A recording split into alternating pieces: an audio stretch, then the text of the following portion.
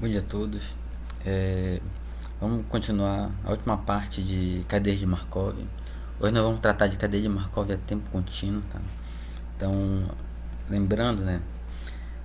Cadeia de Markov é um processo estocástico, um antigo processo estocástico, onde o nosso interesse é encontrar a função densidade de probabilidade, né? Ou função massa de probabilidade, né?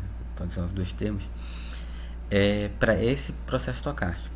Então, o que nós queremos encontrar é essa distribuição para a partir daí poder analisar o processo com tudo que vocês já estudaram, né, de processo estocástico, teoria das probabilidades, variáveis aleatórias e assim por diante.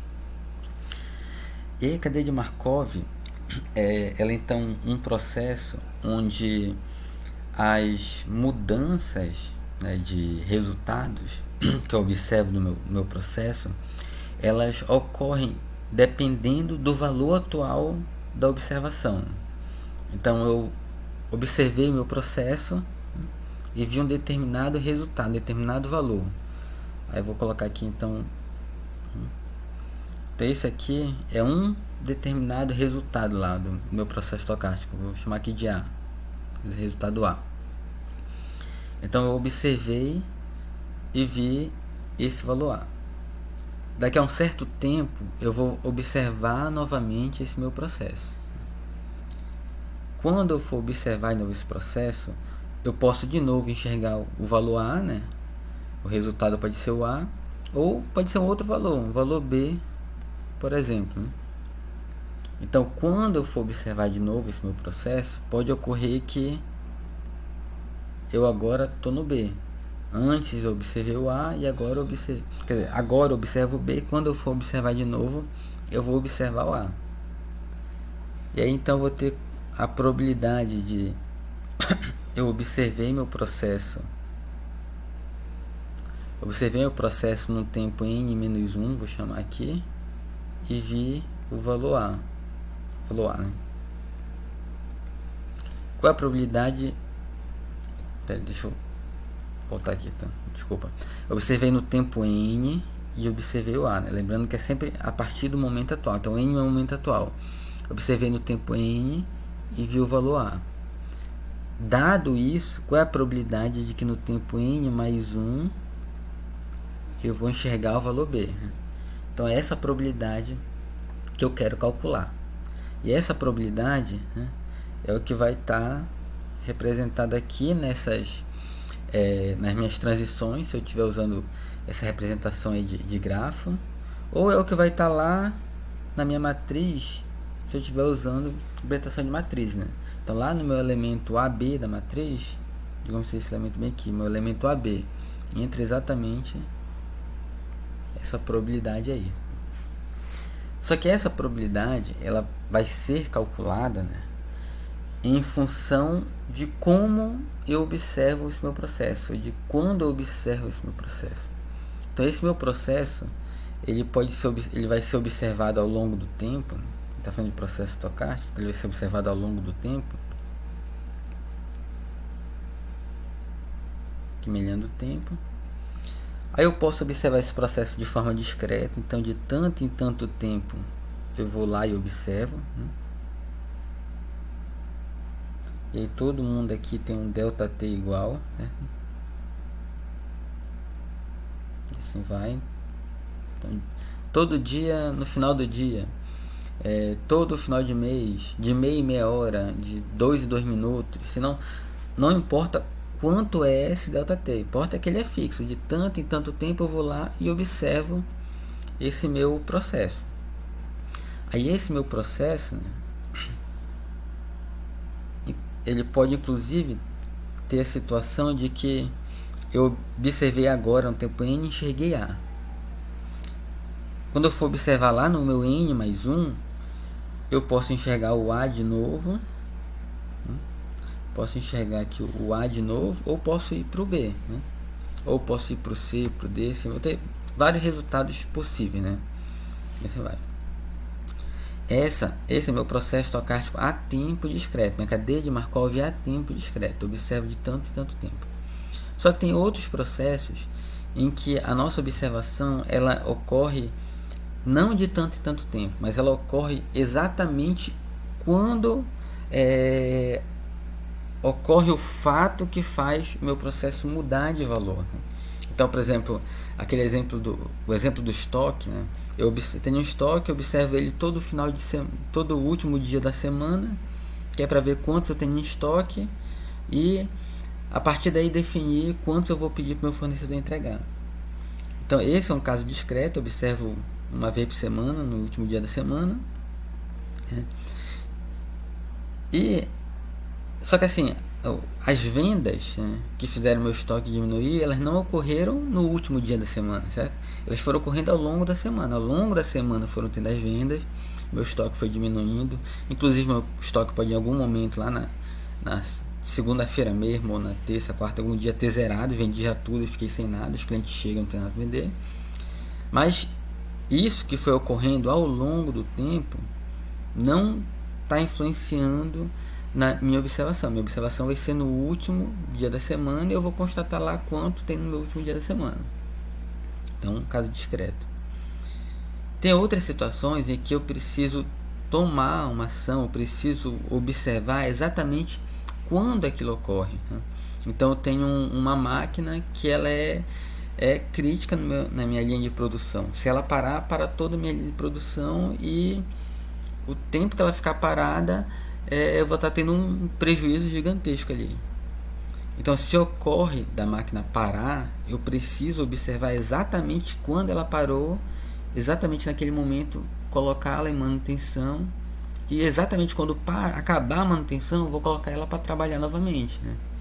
Então, essa mudança aí de status, que seria no caso o meu resultado, ela está trabalhando ou está em manutenção, ocorre exatamente no momento em que a máquina deu defeito, ou exatamente quando a máquina voltou à operação. Eu não vou, a máquina ficou pronta hoje, segunda-feira, não vou esperar 2, 3 dias para botar a máquina em produção. Ficou pronta agora mesmo ela entra em produção de novo. Então eu passo a ter uma observação contínua no tempo. Aqui me lembro do tempo agora. Então minha observação é contínua. Exatamente quando ocorre, eu vou observar. E como as coisas são aleatórias, né? Eu não sei quando vai ocorrer. Então ela pode ter quebrado aqui, bem aqui ela entrou em produção de novo.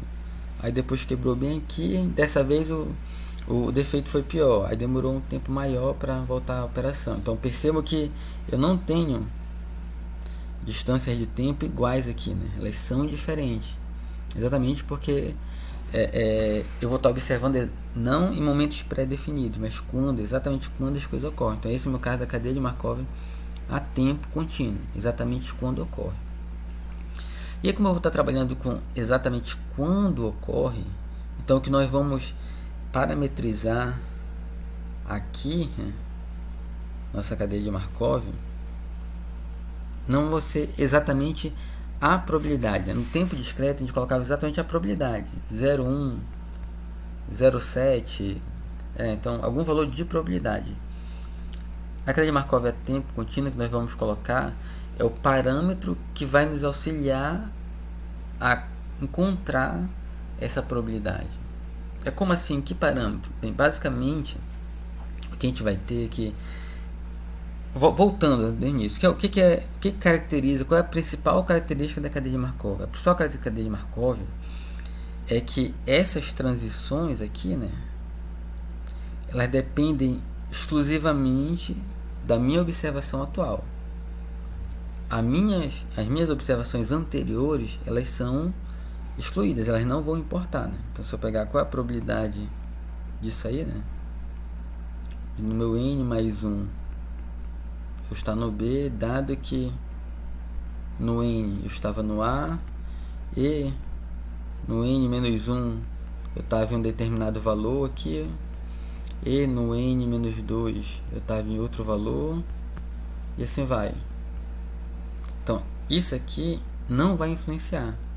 Então eu sou condicionalmente independente do passado. Só me importa a minha observação atual. Tanto para a cadeia de Markov a tempo contínuo quanto a discreto. Esse é o básico para poder caracterizar como cadeia de Markov. Então, no caso contínuo, que a gente está observando agora, no caso contínuo, para isso ser verdadeiro,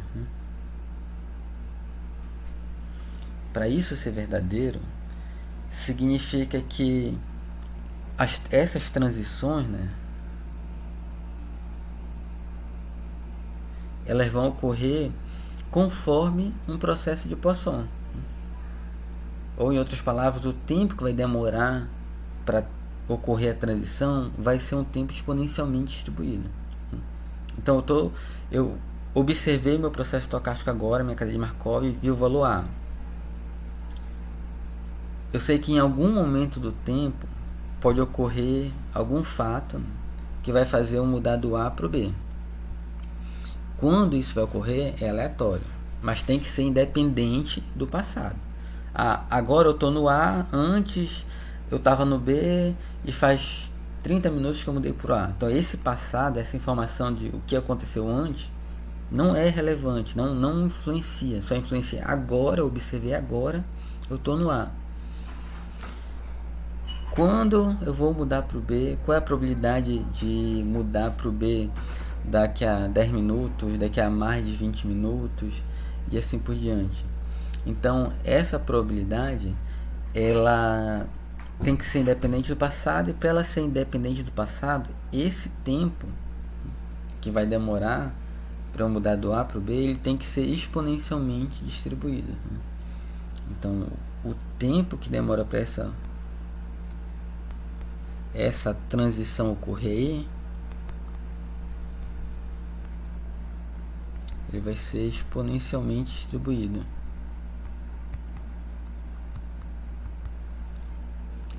Se o tempo é exponencialmente distribuído, significa que se eu observar quantos eventos ocorrem que fazem eu mudar do A para o B por unidade de tempo, eu vou ter aí uma contagem, né, que vai ser um processo de Poisson. Então, para a cadeia de Markov a tempo contínuo, a gente interpreta desse formato. Eu posso estar no estado A, eu posso observar o valor A, e depois de um certo tempo observar o valor B. O tempo para eu mudar do A para o B, ele é aleatório e ocorre conforme exponencial. Ou, em outras palavras, os eventos que fazem eu mudar do A para o B, eles ocorrem conforme um processo de Poisson. Então, o que a gente vai caracterizar na cadeia de Markov a tempo contínuo, o valor que a gente vai colocar aqui, não é o valor de probabilidade. O valor que eu vou colocar aqui vai ser aquele parâmetro lambda, lá da nossa exponencial, que é o mesmo lá da nosso Poisson, né? Que ele vai indicar o que? Ele vai indicar qual é a média de eventos que ocorrem por unidade de tempo que fazem eu mudar do A para o B. Ou, em outras palavras, é a frequência que isso ocorre. Ou ainda, ele vai ser o 1 sobre μ, onde esse meu μ é o tempo médio, né? Então ele é o inverso do tempo médio. Em média, quanto tempo demora para eu mudar do A para o B? Aí eu inverto esse valor, eu tenho meu lambda, né? Então, lembrando que existe aquela relação lá entre variável aleatória exponencial, variável aleatória exponencial e variável aleatória de Poisson, né? Tá, então o que nós vamos caracterizar na nossa cadeia de Markov é isso, é a transição, o tempo que demora para mudar do A para o B. Outro ponto importante, como agora a gente está falando que eu vou observar as mudanças, né? Não faz sentido na cadeia de Markov a tempo contínuo a gente ter transições de volta para o mesmo estado. Aí eu estou no A, quanto tempo demora para eu voltar para o A? Não faz sentido eu definir isso. Então, em cadeia de Markov a tempo contínuo, nós não temos transições de retorno para o mesmo estado desse tipo, né? Não temos esse tipo de transição. Nossa cadeia de Markov a tempo contínuo em geral vai estar na cadeia de Markov a tempo contínuo vai ter transição de um estado para outro, exatamente porque é o tempo que demora para mudar de estado, né? Então essa é a principal diferença. Como eu vou modelar, como eu vou observar. Então eu quero montar meu processo, minha cadeia de Markov a tempo contínuo. O que eu tenho que observar, o que eu tenho que buscar no mundo real para parametrizar esses lambdas, né? Então, qual é a taxa de evento, ou quanto tempo médio demora entre eu observar que eu estou no estado e ocorrer a transição para outro estado, né? E, voltando aqui para o slide, então a nossa cadeia de Markov é a tempo contínuo agora, né? E agora por isso que a gente usou o parâmetro t, que é não mais aquele n, e o t porque qualquer valor de tempo mantém a mesma regra, né? Então, dado que eu observei, meu Tn é o tempo atual. Dado que no tempo Tn atual eu observei um valor Xn. E antes dele, eu fiz várias outras observações, uma no tempo T1, outra no tempo T2, T3, assim vai, com outros valores. Com a probabilidade, todo esse histórico e a minha observação atual, qual é a probabilidade de que no tempo T, vai ser um tempo futuro, eu observar o valor X? É a mesma coisa que eu descartar tudo que ocorreu antes, só importa o tempo Tn, que é meu tempo atual. Observei agora Xn. Qual a probabilidade de daqui a tanto tempo, lá no meu tempo T, eu observar o X? Calculo essa probabilidade. Certo? Essa probabilidade de transição, ela deve ser estacionária, né? Ou seja, ela não pode estar mudando ao longo do tempo. E aí, então, como ela não vai estar mudando ao longo do tempo, a gente parametriza desse formato aqui. A probabilidade do I para o J dado um tempo T. Então, lembrando, lá no caso discreto, meu delta T era fixo. De quanto tempo eu ia observar era fixo. Então, não preciso colocar o tempo lá. A gente botava só aquele N da observação. A gente tinha só qual a probabilidade do I para o J. Aqui, no caso contínuo, para eu calcular a probabilidade de I para o J, depende do meu tempo de observação, certo? Eu observei, agora eu estou no estado I. Qual a probabilidade de eu mudar para o J? Essa probabilidade de eu mudar para o J vai depender de quando vai ser essa minha observação. Daqui a 10 minutos eu tenho uma probabilidade, daqui a 30 minutos eu tenho outra probabilidade, daqui a 40, daqui a 2 dias. Então, à medida que o tempo vai passando, essa probabilidade vai mudando, exatamente porque ela é aleatória em função do tempo, né? E o tempo é um dos parâmetros lá para a gente fazer o nosso cálculo. Tanto se for acaso, enfim, vai ser um dos parâmetros, né? Tanto se eu fizer o cálculo usando Poisson ou usando exponencial, posso usar qualquer um dos dois para fazer o cálculo de probabilidades, eu vou precisar desse parâmetro de tempo. E aí, o que resume esse parâmetro tempo para poder fazer o meu cálculo é exatamente aquela taxa lambda que a gente estava indicando, né? E o principal é que depende só desse tempo T aí, né? Não importa quando eu vou fazer a observação agora, o que importa é o tempo T entre eu fazer a observação e observar que houve a mudança. Então, a cadeia de Markov não depende do tempo inicial, mas somente do tempo transcorrido entre os estados I e J. Ou seja, ele é continuamente independente do passado. E se ela é independente do passado, a função de contínua, que representa o tempo, que tem essa característica, é exponencial. Tá? Então, assim a gente representa nossa cadeia de Markov. Só que quando a gente vai trabalhar, né, colocar no computador para fazer as contas, a gente precisa ter uma estrutura mais adequada para representar. Da mesma forma que a gente usa lá na cadeia de Markov a tempo discreto, aqui na cadeia de Markov a tempo contínuo, a gente vai ter uma matriz para colocar esses valores, né? A lógica é a mesma, então o número de linhas, a minha matriz vai ser sempre quadrada, m por m. O número de linhas, que vai ser o mesmo que o número de colunas, vai ser o número de estados que eu tenho, o número de possíveis resultados que eu tenho. E a ordem que eu seguir para as linhas é a mesma ordem que eu vou seguir para as colunas. O que eu vou preencher nos meus elementos J da minha matriz? exatamente aquela taxa. Então, qual é a taxa de eu mudar do 0 para o 1? Qual é a taxa de eu mudar do 1 para o 0? A taxa do 2 para o 0? Do 1 para o 2? Tá? E assim vai. Como eu falei agora, né? O dele por ele mesmo não faz sentido a gente colocar. Então, por enquanto, a nossa matriz diagonal vai ficar, a nossa diagonal principal vai ficar vazia, por enquanto. Primeiro a gente preenche toda a matriz fora da diagonal principal e por último a gente preenche a diagonal principal. O que a gente vai preencher na diagonal principal? O que a gente vai preencher na diagonal principal é o negativo da soma de tudo que tem na linha. Então assim, na cadeia de Markov a tempo contínuo, eu preciso que a soma da linha sempre dê zero. Então se eu somar todo mundo que tem nessa linha, tem que dar zero. Se eu somar todo mundo nessa linha, tem que dar zero e assim por diante. As nossas taxas, elas sempre são positivas, né? Não existe uma taxa negativa. Esse evento ele ocorre com uma taxa de menos 3 por unidade de tempo. Não faz sentido, né?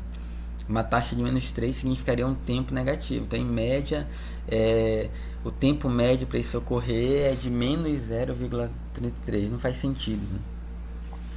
Então, nossas taxas sempre são positivas. Para a soma da linha da zero, então, o que eu preciso colocar aqui? Para a soma da linha da zero, eu vou colocar aqui o negativo da soma de todos os outros elementos, né? A mesma coisa vai ocorrer aqui. Soma esse, soma o que está aqui do lado, mais todos os outros. A soma de tudo eu coloco aqui na diagonal principal com o valor negativo. E assim vai. Então assim a gente preenche essa nossa matriz, que a gente chama de gerador infinitesimal. Aí esse gerador infinitesimal, então tá aqui, né? O meu elemento da diagonal principal vai ser a soma de todos os elementos da linha com valor negativo. E a soma da matriz de todas as linhas, a soma de cada linha da minha matriz tem que dar zero, né? Então esse é o nosso gerador infinitesimal. E o que é esse gerador infinitesimal? O que está acontecendo porque eu monto essa matriz nesse formato e como eu vou utilizar? A ideia é que quando eu monto nesse formato, assim, eu ainda quero encontrar na cadeia de Markov a tempo contínuo, eu ainda vou encontrar o mesmo que eu encontro na cadeia de Markov a tempo discreto, que é a nossa função densidade de probabilidade, que é o quê? Que é aquele nosso vetor de probabilidades, né? Aquele vetor no tempo, que ele pode ser tá em tempo transiente, né? E ele vai mudando ao longo do tempo, e ele também pode ser tá em regime estacionário, pode estar em regime transiente, ele vai mudando ao longo do tempo, ou ele pode estar em regime estacionário. Quando ele entra em regime estacionário, ele para de mudar, né? Então eu quero encontrar aquele nosso vetor π lá, né? E aí, lembrando, esse nosso vetor π, né? Então lá no caso discreto, né, eu tenho o meu vetor π num certo instante de tempo n. Se eu multiplicar pela nossa matriz de um passo, que é aquela matriz que a gente preenche com as probabilidades no tempo discreto, o que eu vou encontrar? Eu vou encontrar o nosso vetor no próximo instante de tempo, né? Então essa é a regra, né? Deixa eu ajeitar aqui.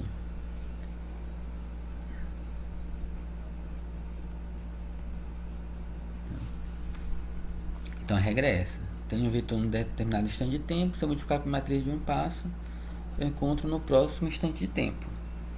A regra é essa tanto para o transiente quanto para o estacionário. Só que no estacionário, meu π do n mais 1 vai ser igual a π. Então ele para de mudar. Quando eu entro em regime estacionário, ele para de mudar. Mas o importante aqui é a gente entender isso. Quando eu pego o meu vetor e multiplico minha matriz, eu tenho meu vetor de novo no próximo instante de tempo, na minha próxima observação. Tá? Agora, no caso contínuo, se eu pegar o meu vetor, né, um determinado tempo contínuo, né? Se eu pegar o meu vetor nesse determinado tempo contínuo e multiplicar pela minha matriz Q, que agora é a matriz de taxa, né, a matriz de probabilidade, certo? Se eu multiplicar para essa matriz Q, o que eu vou encontrar vai ser a derivada do meu vetor no instante de tempo t que eu estou observando. Então, quando eu pego o meu vetor e multiplico a matriz, o que eu enxergo é esse nosso vetor de probabilidade. Cada uma das nossas probabilidades, elas estão se alterando nesse instante de tempo, e ela está crescendo, está diminuindo, enfim, é a derivada, né? Então, a derivada das minhas probabilidades naquele instante de tempo. Então, é isso que a gente calcula quando multiplica esse meu vetor pela matriz Q, tá? A demonstração de por que a probabilidade a gente vai pular, porque senão a gente vai passar aí uns 20 minutos discutindo e nesse momento eu acho que não é necessário, tá? Nos materiais, nos livros tem a demonstração direitinho. Se alguém quiser depois tirar dúvida, não entender, a gente pode tirar dúvida, tá? Mas agora vamos entender que é isso, tá? Então, meu vetor vezes o que dá a derivada. Em regime transiente, então, esse resultado aqui, ele vai o que? Esse meu vetor vai ser um vetor diferente de vetor zero, certo? Em regime transiente, as nossas probabilidades estão mudando, então eu vou ter um resultado aqui para essa derivada. Em regime estacionário, o nosso vetor parou de mudar. Se nosso vetor parou de mudar, essa derivada aqui ela vai ser zero, né? Esse meu vetor aqui ele vai ser um vetor todo cheio de zeros. Então, na nossa cadeia de Markov a tempo contínuo, quando eu estou com um vetor que já está em regime estacionário, se eu multiplicar ele por Q, o resultado é zero.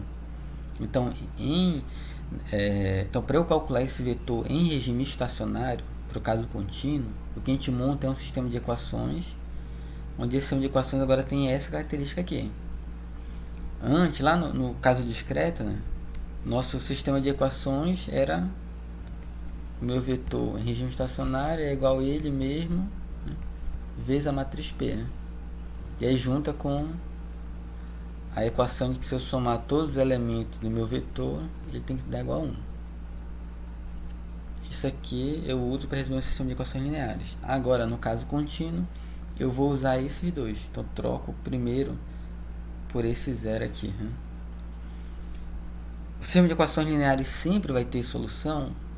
Não, vai depender da cadeia, se ela é ergódica ou não. Então, aquela mesma classificação que nós fizemos, um estado é alcançado a partir de outro, ele é recorrente, minha cadeia é irredutível. Então, tudo que nós falamos de classificação de estados e cadeia, para poder definir se a cadeia é ergódica ou não, a gente tem que observar também que, né, para a cadeia ergódica, o sistema vai ter solução, né? Ele é periódico, então eu não vou conseguir resolver uma missão de equações lineares, né? Minha cadeia tem um estado estacionário, não vou resolver a missão de equações lineares, né? Então, para eu resolver a missão de equações lineares, eu preciso disso aí.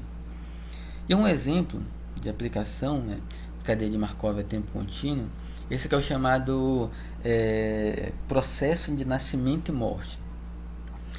O que é o processo de nascimento e morte? É um tipo de cadeia de Markov a tempo contínuo que representa muito bem filas, né?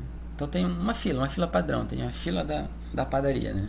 Como é que funciona? As pessoas vão chegando, vão ficando ali uma atrás da outra, e uma por uma vai sendo atendida e depois sai, né?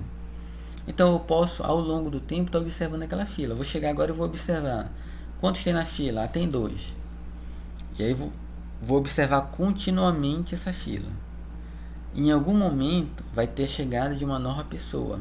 Aí eu vou, quando essa pessoa chegar, eu estava observando 2, agora eu vou observar o valor 3. Estava lá 3, alguém terminou de ser atendido e saiu da fila. E o próximo passou a ser atendido. Então, tinham 3 na fila, ocorreu uma saída e eu vou observar agora 2 pessoas na fila. Mais uma pessoa foi atendida, saiu da fila, agora minha fila passa a ter uma pessoa. Chegou mais alguém, minha fila passou a ter 2. Chegou mais outro, passou a ter 3. Chegou mais outro, passou a ter 4. Alguém terminou de ser atendido, passou a ter 2. Passou a ter 3, né? Terminou mais 1, 2. Terminou mais 1, 1. Terminou mais 1, 0. A fila ficou vazia, não tem ninguém lá.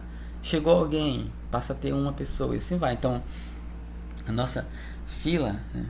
Esse nosso processo estocástico, que é observar o número de pessoas na fila, ele fica nisso aqui, né? Tá 0, ocorre um evento exponencialmente distribuído, ou conforme o processo de Poisson, que faz eu mudar do 0 para o 1. Eu estou no 1, pode ocorrer um evento que faz eu mudar do 1 para o 2, que é a chegada de alguém na fila. Ou pode ocorrer o evento que é alguém terminou de ser atendido. O primeiro lá na fila que já estava sendo atendido, né? Terminou de ser atendido e ele saiu, né? E aí eu só mudo um para frente ou um para trás. E aí é o meu nascimento ou a minha morte, né? É o meu processo de nascimento e morte. Então eu posso ir avançando, né? Aumentando de 1 em 1 com taxas lambda. E aí tem que lambda 0, lambda 1, lambda 2, né? Ou eu posso ir voltando, né? 1 por 1, 1002, 1001, 1003, assim vai. Como eu vou preencher a minha matriz lá, meu gerador infinitesimal?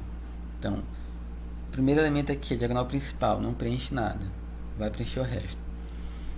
Aqui, colocando, assumindo a ordem crescente para facilitar, né? Então, 0, a primeira linha é do 0, a segunda linha é do 1, a outra é do 3, assim vai. As colunas é a mesma coisa. Então, esse elemento aqui é o 0, 0. Então, do 0 para o 0, diagonal principal não preenche agora.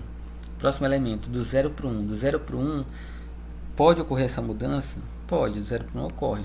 Com que taxa? Com taxa lambda 0. Do 0 para o 2 ocorre? Não, não pode do 0 para o 2, também não pode do 0 para o 3, nem 0 para o 4, vai. Então, 0 para todo mundo. Preenchi todo mundo, menos o elemento da diagonal principal. Agora, soma todo mundo. A soma do lambda 0 com vários 0 vai dar lambda 0. E coloca essa soma com valor negativo aqui. A próxima linha é do 1. Pode mudar do 1 para o 0? Pode. Com que taxa? 1001. 1 com 1, diagonal principal, pula. Do 1 para o 2. Do 1 para o 2 pode mudar? Pode. Com que taxa? Com lambda 1. Então, lambda 1 aqui. Do 1 para o 3 pode mudar? Não. Então, 0. Do 1 para o 4, não, 0. Assim vai. Né? Preenchi tudo, menos diagonal principal. Soma tudo, então vai ser 1001 mais lambda 1 mais 0, mais 0, mais 0. Então, a soma de tudo, lambda 1 mais 1001. Coloco na diagonal principal com negativo.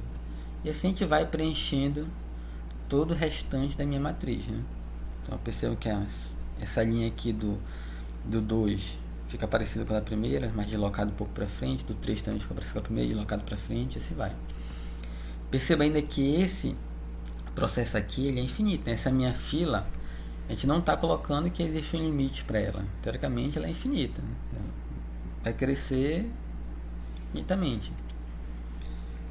Então, essa cadeia de Markov aqui é o que a gente chama de cadeia Markov a tempo contínuo. Cadeia de Markov no processo nascimento e morte apresenta muitos processos de fila. As filas normalmente são apresentadas na cadeia de Markov desse tipo. E por ser muito utilizado, muito aplicado, já existe inclusive definido qual é a solução dessa cadeia, quais são as probabilidades. Então as probabilidades elas vão ser calculadas nesse formato aqui. A probabilidade do elemento n, esse n aqui não é o tempo, tá? É o elemento. Então tem o elemento 0, o elemento 1, 2, assim vai. Então a probabilidade do meu elemento n, do meu estado n, vai ser a probabilidade do estado 0 vezes o que? Essa razão aqui. Então eu quero saber qual é a probabilidade do 2 de estar no estado 2 em região estacionária. Então é a probabilidade de estar no 0 vezes o lambda 0 vezes o lambda 1 dividido pelo lambda 2 lambda 1.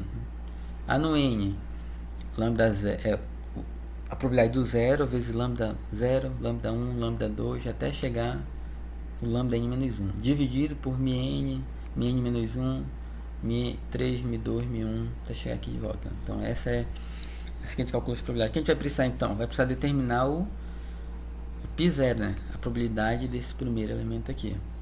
Aí a probabilidade desse primeiro, existem várias formas de calcular. Pode ser também por sistema de equações lineares, analisando isso aqui, ou pode ser por interpretação, dependendo do meu sistema. Tá? Quando a gente trabalha com filas, por exemplo, se for o que a gente chama de MM1, que é uma fila clássica, um servidor, é essa fila padrão aqui, onde todas as taxas são iguais de entrada e todas as taxas de saída são iguais, esse probabilidade do zero a gente pode calcular com uma relação do lambda sobre o mi. Né? Então, assim, para cada problema tem uma forma de calcular, e como eu falei, né, é muito utilizado na prática, existem vários,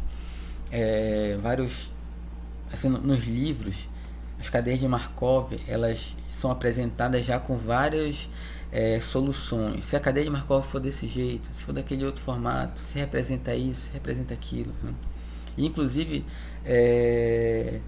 são apresentadas também cadeias de Markov já com... Porque assim, aqui a gente define, olha, é um processo estocástico e o tempo aqui exponencialmente distribuído, esse lambda é o parâmetro do meu tempo. Né? Mas nós também podemos montar cadeias de Markov em que não é exponencialmente distribuído, segue uma outra regra de probabilidade. Só que quando segue uma outra regra de probabilidade, essa minha matriz aqui já não vai ser mais o gerador infinitesimal, ela vai ter uma outra interpretação, a gente vai precisar trabalhar de uma outra forma. Tá? Então o que a gente está vendo aqui é o caso principal de cadeia de Markov tempo contínuo, onde os tempos são exponencialmente distribuídos todos. Né? A gente monta essa matriz gerador infinitesimal. Né?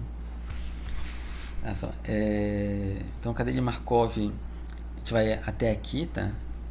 Tempo discreto, a tempo contínuo, interpretações.